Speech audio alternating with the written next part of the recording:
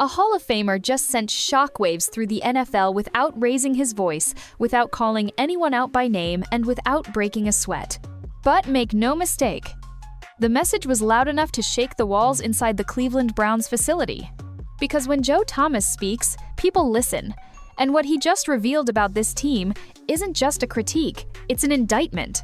This wasn't some hot take on a podcast. This wasn't casual commentary after a tough loss.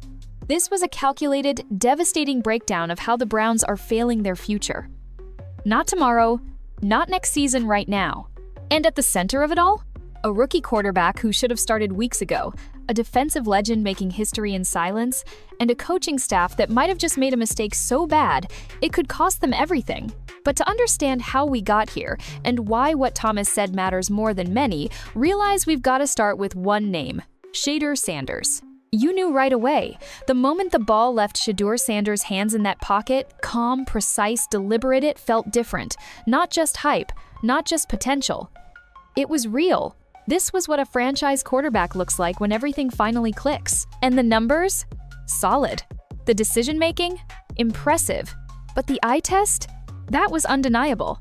Shadour didn't just look comfortable, he looked confident. Like he belonged. And in a league that chews up and spits out young quarterbacks every season, that presence means something. From the opening drive, he was in control. Throwing the ball away when it wasn't there. Taking what the defense gave him. Sliding when he needed to. Pushing the ball downfield when the windows appeared. No panic. No hero ball, no unnecessary sacks, just clean, mature football from a guy making his first NFL start under real pressure. And it wasn't just the fans who noticed. It wasn't just Twitter clips or fantasy analysts. It was Joe Thomas, an 11-time Pro Bowler, first ballot Hall of Famer, and man who quite literally bled orange and brown for over a decade. Joe watched Shadour's performance and gave it an A grade. That's not usual. That's not fluff. That's a man who understands what it takes to succeed at this level, paying respect to someone who earned it. But what made Joe Thomas's statement even more powerful wasn't the praise.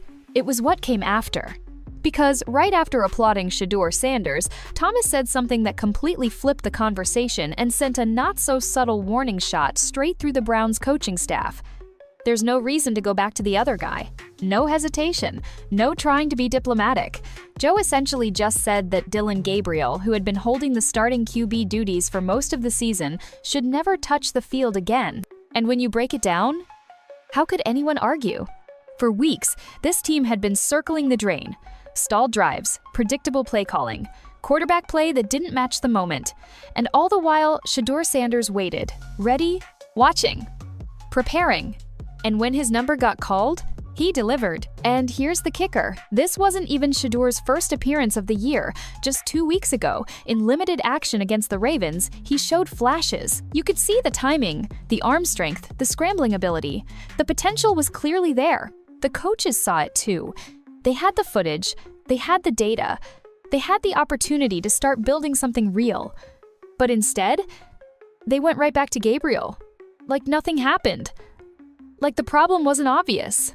And when Shadour finally did get the full start, he looked like a guy they should have been building around for weeks. Thomas didn't scream.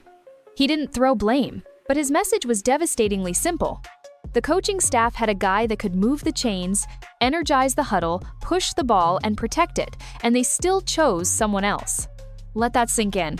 This isn't just about Shadour playing well in garbage time. He played like a leader in a high-pressure situation with Cleveland's season basically on life support. And yet, he rallied, made plays, stayed poised. If nothing else, this was the moment the Browns' quarterback controversy should have ended. The "who's the guy" debate was over. But it's not just the fact that Shadour played well, it's what that performance represents. Because in the NFL, every wasted game is more than a loss in the standings. It's a loss in development. That time matters. Every snap matters. And when you finally unleash a rookie and he plays like this, it makes the weeks you benched him look even worse. It's not just a mistake, it's costly. And by the time a team realizes it, it's usually too late. And here's the most brutal part. Shadour showed growth from just 2 weeks ago.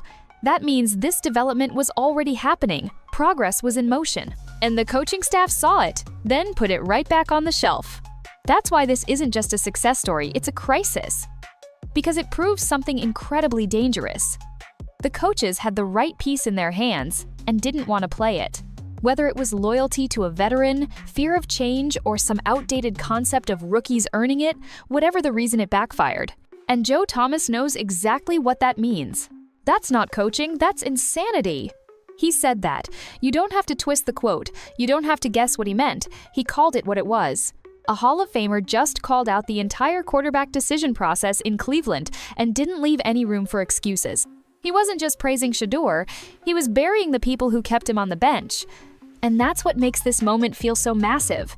Not just because a rookie played well, but because it exposed something much deeper. A failure of vision, a fear of risk. A coaching staff that might be getting in the way of its own future. Because if Joe Thomas is right and Shadour is the guy they've been waiting for, then the only question that matters is, why did it take this long? So let's get this straight. Shadour Sanders flashes real potential against Baltimore, showing instinct, decision-making, and that signature calm under pressure. Everyone saw it, the tape didn't lie. And yet, what did the Browns coaching staff do next? They hit rewind, hit default, went straight back to Dillon Gabriel like Shadour didn't even exist. No adjustment, no reflection, no progression. That's not just conservative coaching, that's willful ignorance. It's one thing to make a bad call once. It's another thing entirely to double down on it after the truth is already on film. And the truth was this. Shadour gave the Browns more upside, better structure, and real energy, even in limited time. But somehow, that wasn't enough. It's like the decision makers were looking at a crack forming in the dam and saying, "Nah, it'll hold." Well, it didn't. And now it's flooding. The Browns didn't just overlook a spark, they stomped it out. They chose predictability over promise. And in this league, that's how you lose more than just games. You lose momentum. You lose your locker room. You lose the trust of your future stars. And the question fans have been screaming for weeks. Joe Thomas just asked it out loud for the entire NFL to hear.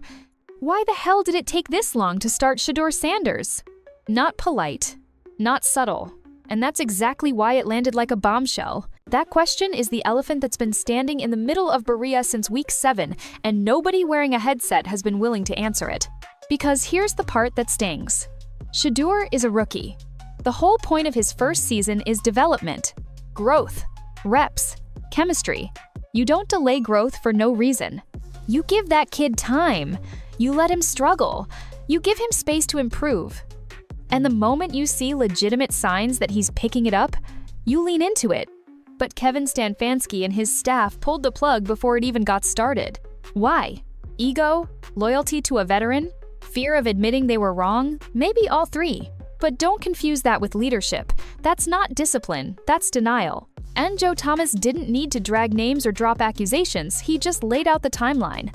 The facts spoke for themselves. This is where things get dangerous. Because now we're not just talking about one bad game plan or one missed read. We're talking about a staff that watched a quarterback grow and still didn't believe in him. That's not just a mistake. That's sabotage, intentional or not. You had a rookie quarterback showing real signs of development, and instead of giving him the experience to build on it, you decided to hit pause. To let the season continue spiraling. To keep shaving time off a critical year of development like it didn't matter. And the worst part? You weren't just stalling Shadour's growth, you were affecting the chemistry of your entire rookie class. Receivers running different routes for 2 different quarterbacks, timing destroyed, playbook limited, morale dipping behind the scenes. That's not a small thing. That damages the cohesion, the momentum, and the culture that rookies are supposed to be building their careers on. And remember what Joe Thomas said?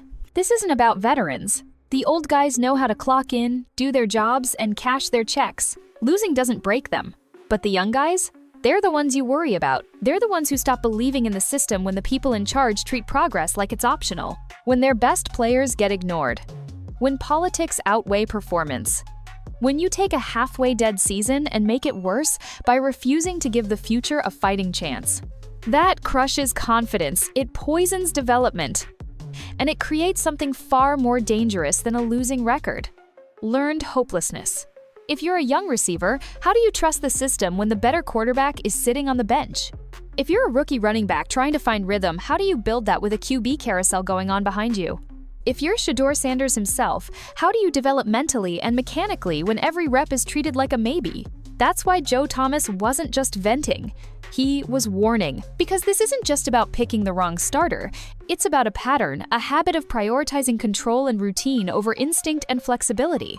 And look where that's gotten the Browns. Not just another L, not just another season out of contention, but another cycle of wasting youth, killing chemistry, and marching one more year deeper into the swamp of mediocrity. All while your defensive MVP plays like a future Hall of Famer, and your offense is frozen in place, haunted by a single question: what if they had made the switch sooner? There are quotes that make headlines, and there are quotes that leave scorched earth behind. Joe Thomas didn't shout. He didn't name names. But all it took was 6 words to burn the entire quarterback room down. That's not coaching, that's insanity. And the craziest part? He was right. Because there's bad coaching, there's conservative coaching. And then there's what the Browns just pulled, actively ignoring a rookie quarterback's breakout and going right back to the guy who couldn't move the ball down a hallway. That's not just questionable. It's not just frustrating. It's flat out delusional. Joe Thomas has seen a lot. Trench battles against the best edge rushers of multiple eras. Offensive systems rise and collapse. Regimes come and go. And rarely, almost never, does he speak out like this. But Shadour Sanders' situation hit a nerve. Because it wasn't just about one bad call. It was about weeks of wasted opportunity. Weeks of self-sabotage.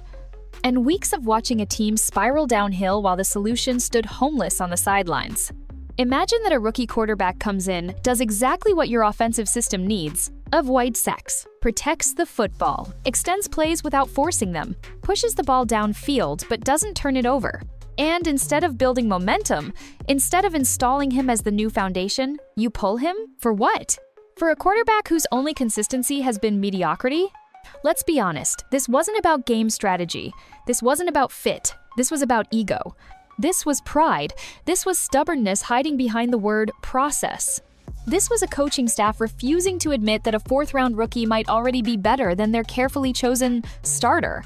And that's what Joe Thomas meant when he said it. He saw a coaching group deliberately choosing failure to protect their own decisions. You want to talk about fireable offenses? That's it right there. Because you're not just blowing a game when you pull a developing quarterback, you're blowing the future. What if Shadour had started 3 games earlier? What kind of chemistry could he have started building with Judkins in the run game? How many more reps with his receivers? How much better could that offensive line look with a quarterback who knows when to escape, when to throw it away, when to get the ball out on time? You didn't just bench a prospect, you slammed the brakes on an entire offensive unit. And Joe saw it. Not just as a fan, not as some armchair analyst, but as a guy who lived through the consequences of coaching malpractice. He was on the field during the darkest days of Browns football. 131 over 2 seasons. Dozens of quarterbacks. Constant resets. Promising young players wasted by broken decision-making and outdated philosophies. And now he's watching history repeat itself. Another quarterback handled like a disposable battery. Another wave of rookies left to figure it out on their own. Another star defender putting up a historic season in silence. For Joe Thomas, it's not just painful. It's infuriating. Because he knows what that road looks like. He's been down it. And just when it seemed like the Browns were finally building something stable, they reverted to old ghosts. That quote, "That's not coaching, that's insanity," isn't just a one-liner. It's a full diagnosis. This team isn't falling apart because of bad luck. They're collapsing because of a culture that rewards safe decisions over smart ones.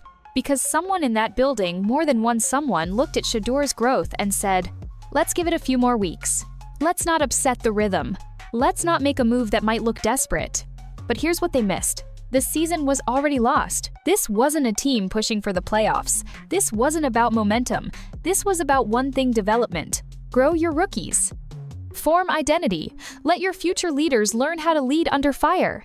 Instead, they treated a season of rebuilding like a season of reputation management. Protecting veterans who weren't producing, managing optics instead of maximizing talent. Coaching like this team was one piece away, instead of admitting it needed to start over around the right quarterback. And that sinister delay? That's what Joe was talking about. This wasn't just coaching indecision. This was organizational denial. This was the refusal to evolve, the refusal to take risks, the refusal to course correct when presented the clear answer.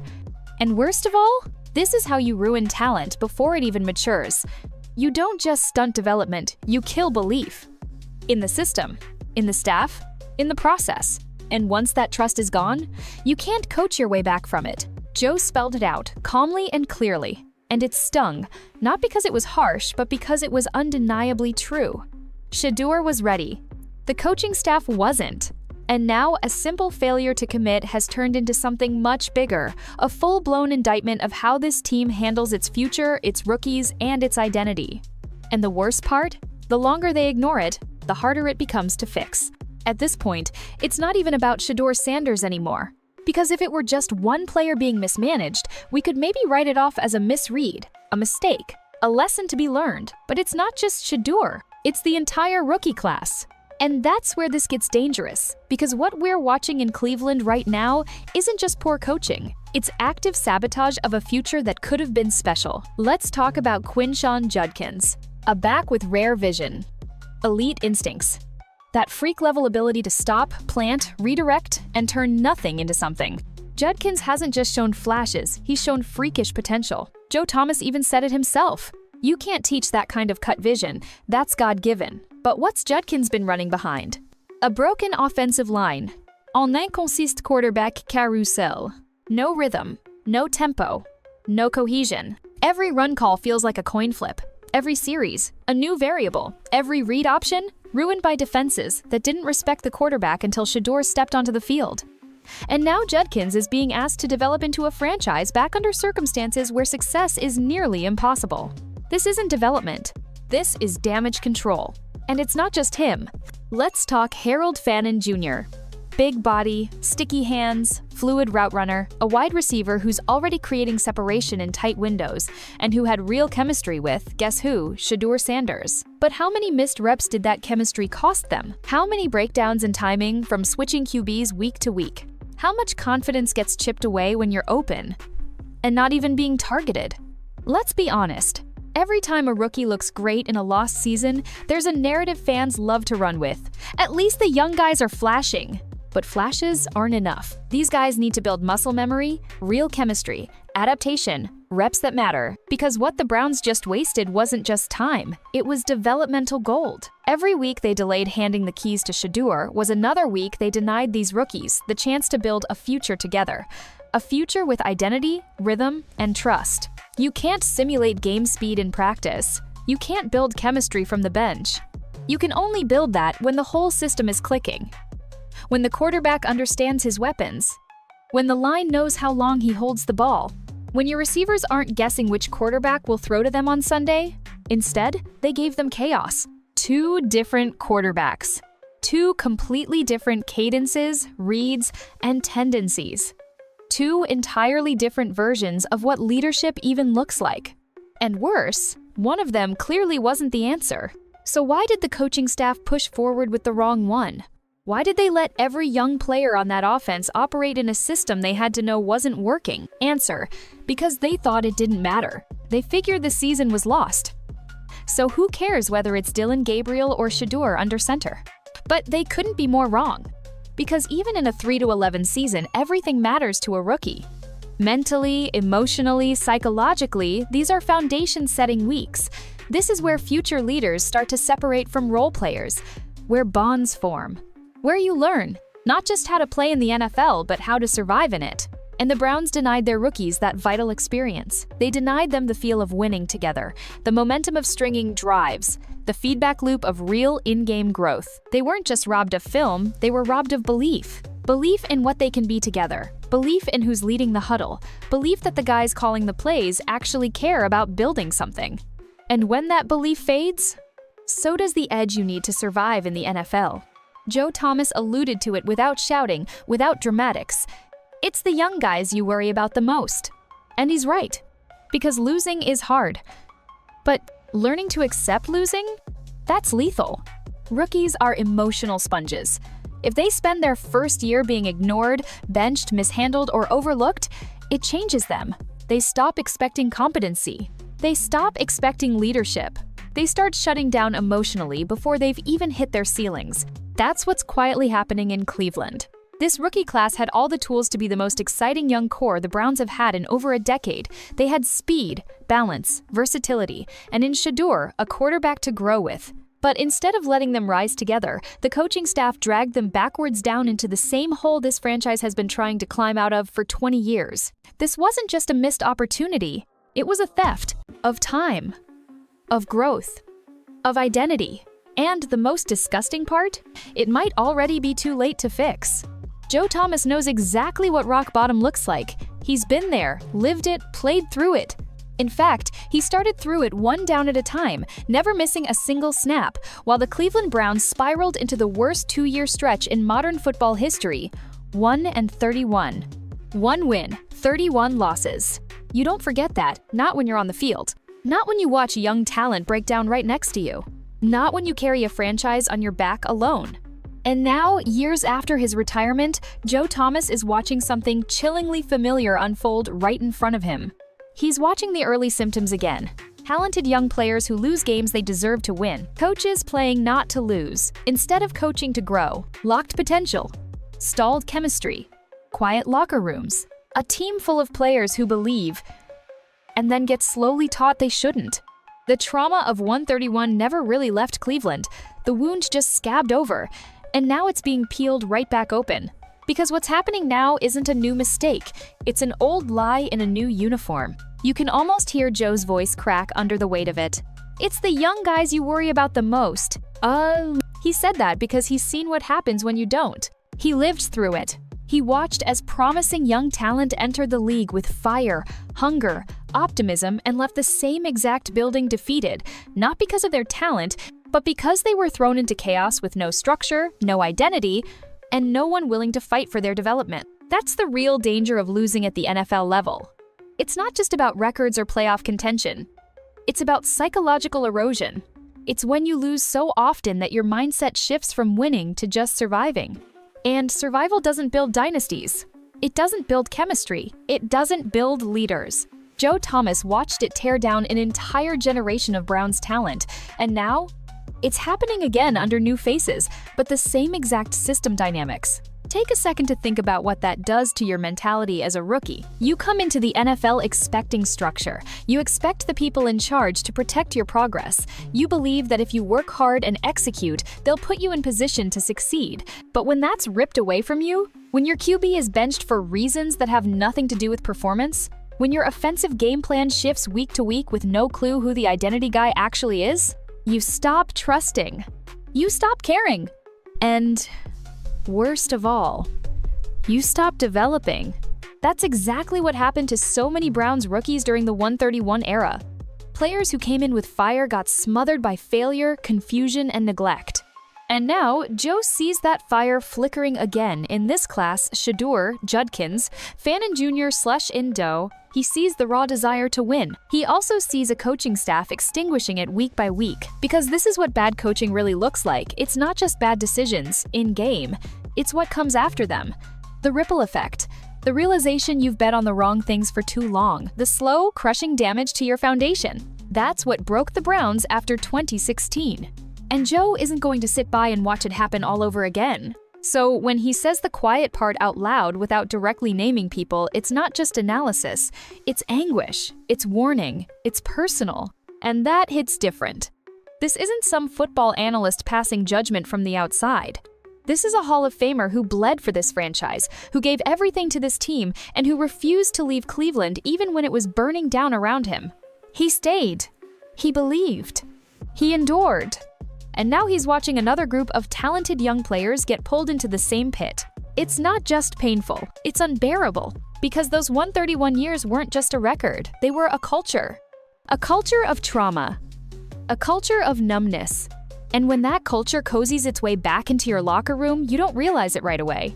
You just start noticing less eye contact, less energy, less fire. Until one day you realize you've stopped expecting to win. And that is the moment a franchise breaks. Joe Thomas can smell it already. And if it's happening again, if this current crop of rookies is being drowned in the same swamp of bad decision-making and cautious coaching, it won't matter how much talent they have. Because development isn't just physical, it's emotional, it's mental, it's spiritual. And when the people in charge of your career show that they don't believe in you, you slowly stop believing in yourself. This isn't theoretical. This isn't fan speculation. This is someone who lived through the collapse watching the sequel play out in real time. Joe Thomas has seen this movie before. And here's the worst part. He already knows how it ends. There's no debating it anymore. Myles Garrett is one of the most dominant defensive players the NFL has ever seen. We're talking about a guy with freakish strength, technique carved from decades of pass rush tapes, and a football IQ that lets him diagnose plays before the snap. This season, he hasn't just been great. He's been historic. Through a brutal stretch of games, on a team barely holding itself above the collapse, Myles Garrett has delivered 13 sacks in 4 games. 13. That's not production, that's destruction. He's wrecking offensive lines, blowing up plays single-handedly, demanding double, sometimes triple teams on every single snap, and still getting to the quarterback. And yet, what does he have to show for it? A 3-11 record. That's the tragedy. Not Myles Garrett's play, but what's surrounding it? Or rather, what's missing? Because Garrett isn't just dominant, he's in his prime. This is the golden window every franchise dreams of. The sweet spot when your best player is fully matured, physically elite, and mentally unstoppable. But here's the brutal truth. The Browns are wasting it. Joe Thomas couldn't hide his disbelief. At one point, he literally paused mid-conversation, turned to his wife, and said, "There's nobody on earth, nobody who could have stopped that move." That's not hyperbole. That's not overhype. That's a Hall of Fame left tackle who faced all-time greats, placing Garrett above Reggie White, above Bruce Smith, above Lawrence Taylor. And the team he's doing it for? 3-11. Circling the drain. Playing like every piece of offensive identity was tossed into a paper shredder. This is more than incompetence. This is malpractice. And Joe Thomas knows it better than anyone because he was this guy once. He was the generational talent stuck in a losing system.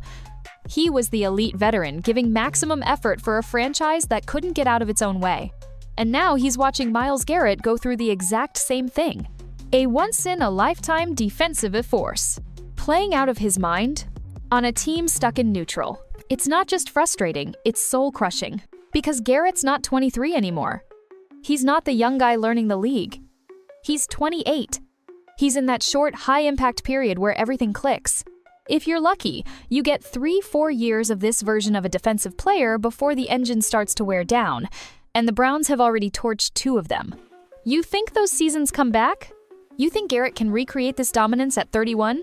You think elite pass rushing waits around while your team figures out its quarterback problems? Absolutely not. This league has no patience. Windows slam shut. Talent regresses. Injuries happen. And when you get a generational player like Garrett, you build around him now. But instead of building, the Browns are burning it down. Slowly, silently, systematically. An offense that can't sustain drives. A quarterback room plagued by indecision.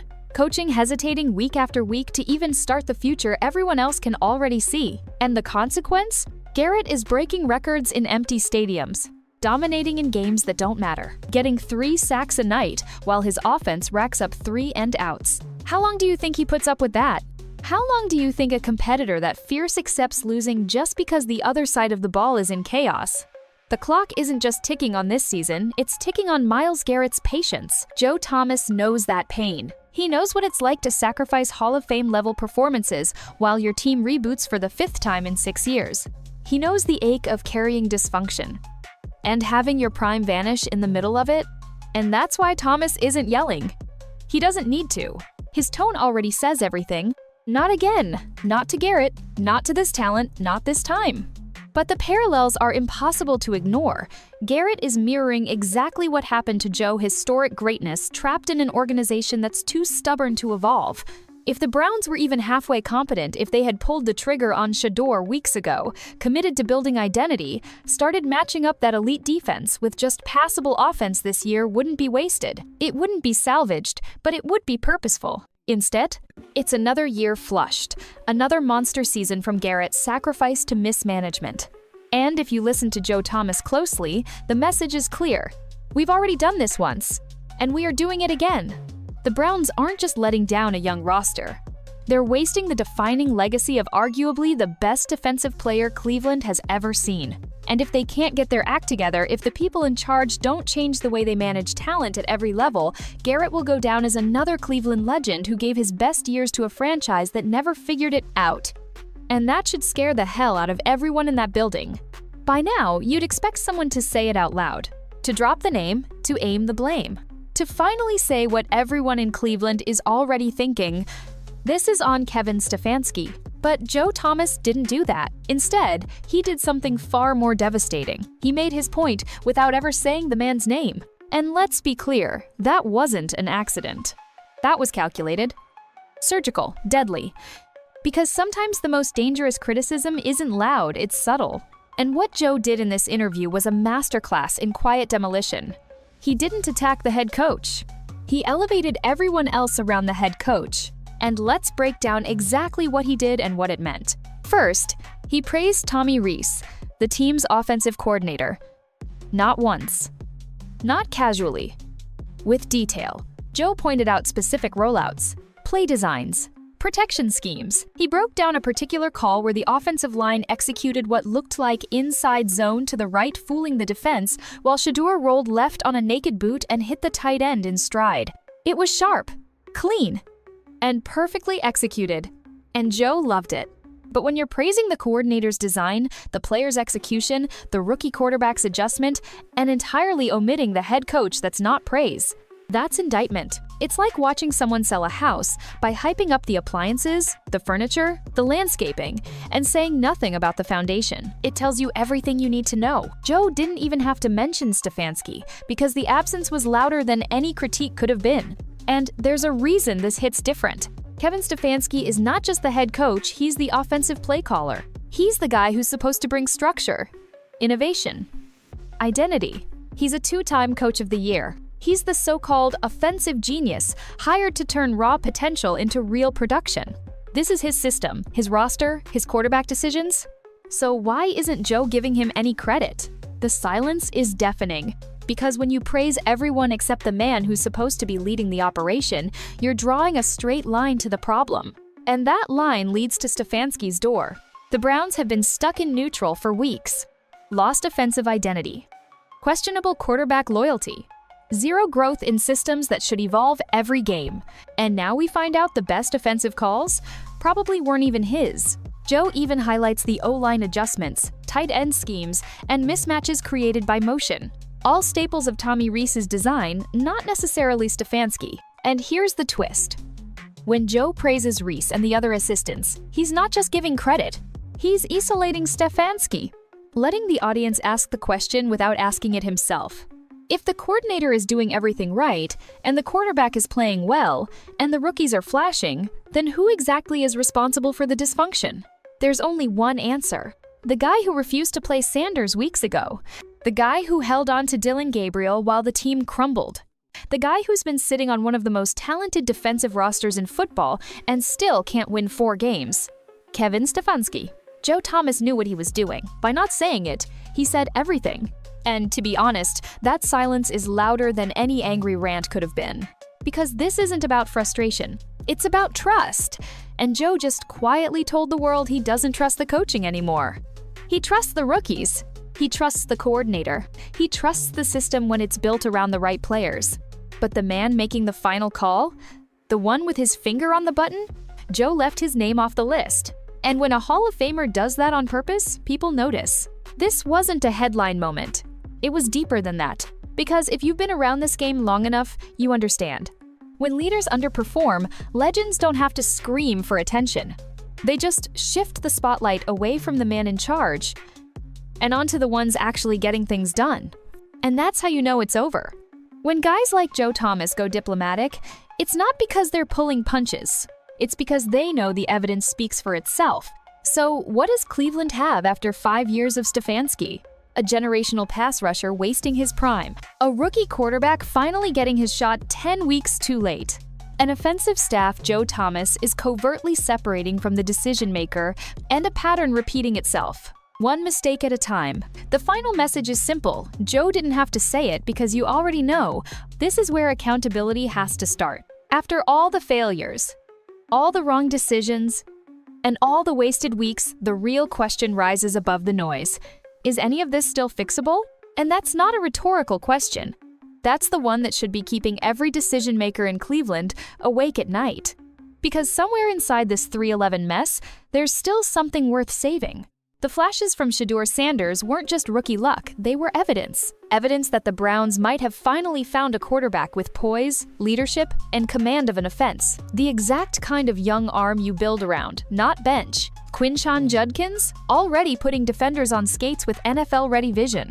Harold Fannon Jr., separating down the field, moving the chains, flashing star potential every time he's targeted. And Myles Garrett, still making history on defense, still performing at a level that 99% of players in the league will never touch even once. This isn't a roster without talent. This isn't a team without building blocks. It's a team that's being led in the wrong direction. And that's what makes this even worse, because most bottom-feeder teams don't fail due to talent. They fail because of arrogance. Because the adults in the room refuse to listen, refuse to evolve, refuse to admit when they're wrong. And that's what's happening here.